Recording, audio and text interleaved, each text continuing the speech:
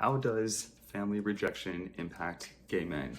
Hey guys, Michael Pizzulo here, psychotherapist in West Hollywood. So unfortunately, a lot of gay people, LGBT people, experience some sort of rejection from their families when they come out because their families are homophobic or they've got some sort of conservative belief system or whatever the case is. It's an unfortunate reality that a lot of gay men either have estrangements from their families of origin or some sort of distant or injured relationship with, their parents, siblings, what have you. So I want to break down a few different ways you can think about this and how you can begin to deal with the impact this has had on you and as an adult, dealing with this kind of rejection. So the first thing I would say is to validate and really honor what you've experienced. Our families are supposed to be sources of support and nurturing. Granted, none of them are perfect, that goes without saying. But ideally, it's supposed to be, more love than hate, right? So the idea of having a family that has, ridiculed you, rejected you, doesn't accept you, is so contrary to our natural inclination as human beings that it's just incredibly difficult to even make sense of and to accept. And I think a lot of gay men end up sort of gaslighting themselves and questioning, did they reject me? Was it that bad? And so I think it's important to really validate and honor what you've experienced as being really painful, and that it's okay that it's painful. It's a very pro-social normal thing to want to connect to your family and your parents. And when you are not given a family that accepts you, it just defies the laws of nature, truly. So I think you want to start by first and foremost just normalizing and validating what you've gone through, and that this is a very painful thing to experience. And it's a wound that may be also retriggered over and over again.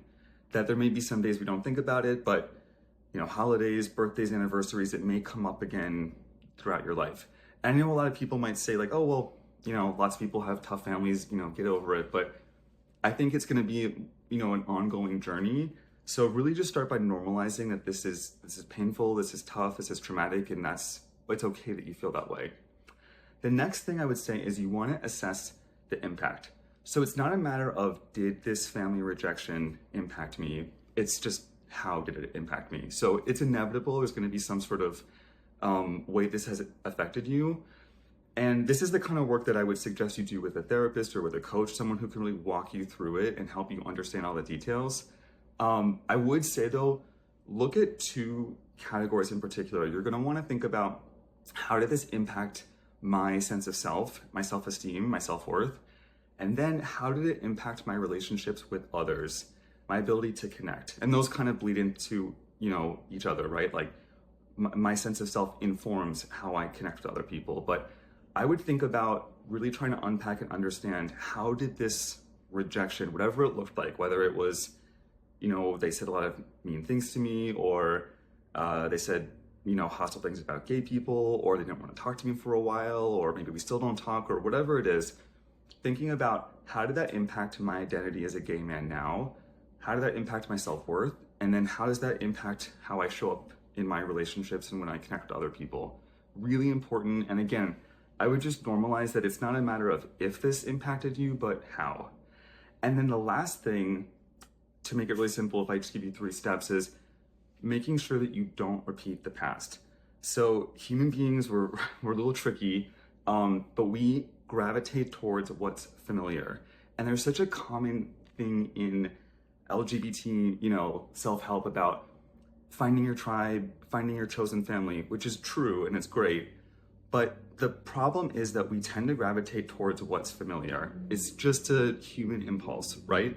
So if you come from a family where you experience some sort of rejection or hostility, it is likely that your chosen family may resemble your family of origin. And again, it's not a conscious choice of, oh, I'm going to look for people that also shame and reject me, but you may think that you're choosing people who are very affirmative and kind, and then next thing you know, you're dealing with all kinds of, stuff with them, and you're surprised. So I would really normalize as well that if you come from a family where you've been dealt some sort of difficult relational dynamics, that you likely have an unconscious way of gravitating toward similar people.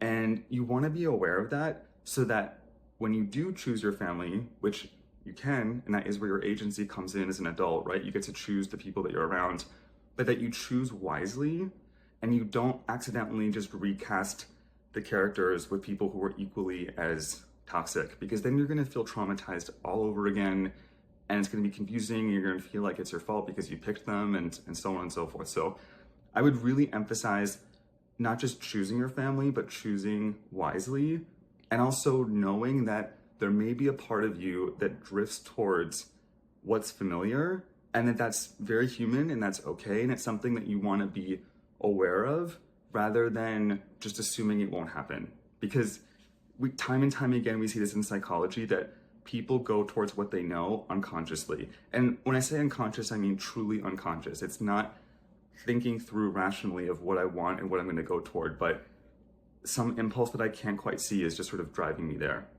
So those are a few ways that I would suggest gay men think about this. And again, that, unfortunately, it's not uncommon that gay men have dealt with family rejection, but that it doesn't have to completely interfere with your life. There are a lot of people who've gone through it as well, so you can, there's a sense of community that we can create for one another. But to really think about, healing from this type of trauma and not letting it dictate, how you see yourself in the world and how you show up in your own relationships going forward. So hope that was useful. Please comment, let me know what you think. And if you want to see more videos like this, please subscribe to my channel. And if you want to talk to me directly, you can book a intro call, and I'd love to get to know you. So thanks, guys.